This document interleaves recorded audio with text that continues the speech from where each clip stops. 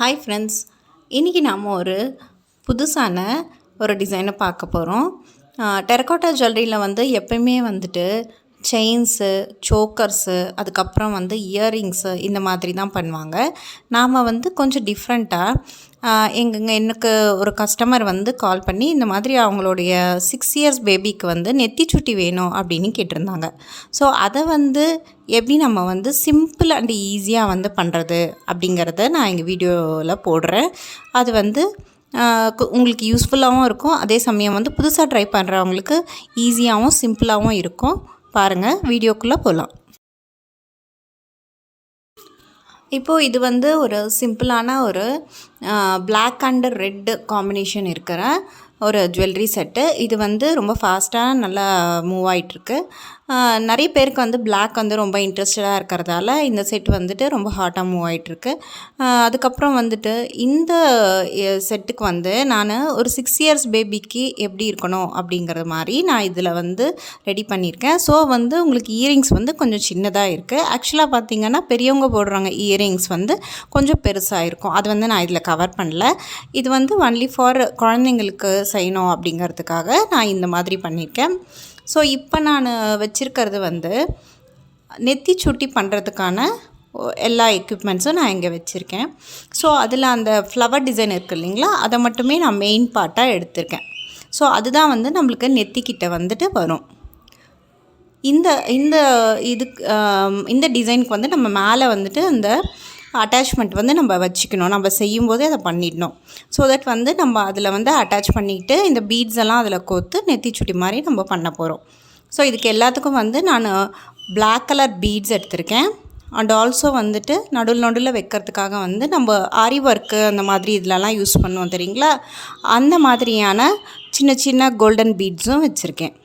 And இது பார்த்திங்கன்னா wire, connect பண்ணுற ஒயர், நம்ம ஜுவல்லரிஸ் எல்லாம் கனெக்ட் பண்ணுறோம் இல்லைங்களா, சேம் அதே கியர் ஒயர் தான்.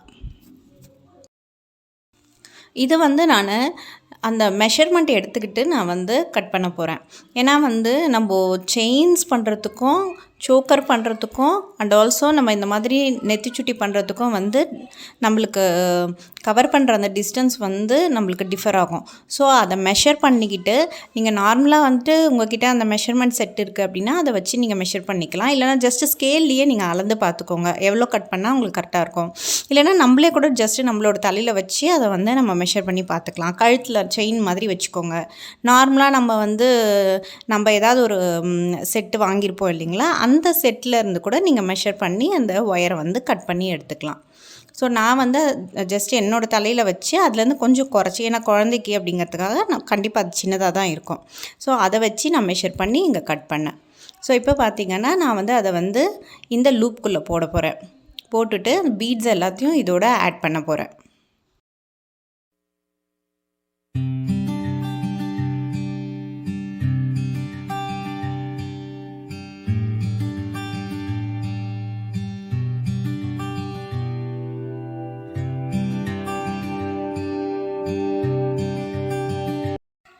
அதே மாதிரி நம்ம பீட்ஸ் ஆட் பண்ணும்போதும் கூட ஒன்றையும் நம்ம கரெக்டாக ஆட் பண்ணிட்டு வரணும். ஏன்னா நம்ம பிளாக்கு அதுக்கப்புறம் கோல்டு கலர் அந்த மாதிரி ஆட் பண்ணுறோம் அப்படின்றதால நம்ம 2 பிளாக் கலர் அதுக்கப்புறம் ஒரு கோல்டு கலர் அப்படின்ற மாதிரி மாற்றி மாற்றி நான் ஆட் பண்ணிகிட்ருக்கேன்.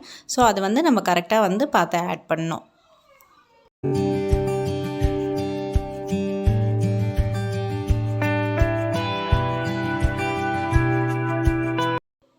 இப்போ பார்த்திங்கன்னா எல்லாமே போட்டு முடிச்சாச்சு. ஸோ இப்போ என்ன பண்ண போகிறோம் அப்படின்னா கடைசியில் நம்ம லாக் பண்ண போகிறோம்.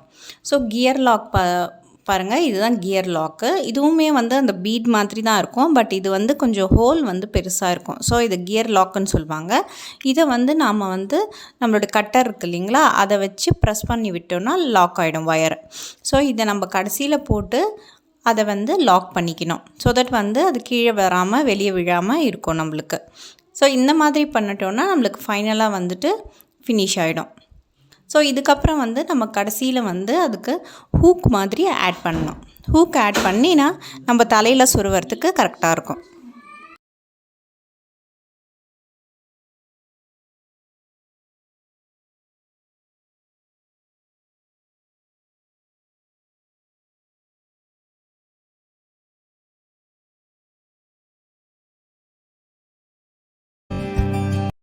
ஸோ ஃப்ரெண்ட்ஸ் இதுதான் இதோட ஃபைனல் அவுட்லுக்கு. ஸோ நம்ம வந்து கடைசியில் பாருங்கள் அந்த ஹூக்லாம் கூட கனெக்ட் பண்ணியாச்சு. ஸோ இதுதான் வந்து இதோட ஃபைனலான அவுட்லுக்கு. ஓகே ஃப்ரெண்ட்ஸ், இந்த வீடியோ உங்களுக்கு பிடிச்சிருக்கோன்னு நினைக்கிறேன். இந்த வீடியோ உங்களுக்கு பிடிச்சிருந்ததுன்னா லைக் பண்ணுங்கள், கமெண்ட் பண்ணுங்கள், ஷேர் பண்ணுங்கள், மறக்காமல் சப்ஸ்கிரைப் பண்ணுங்கள். பாய்.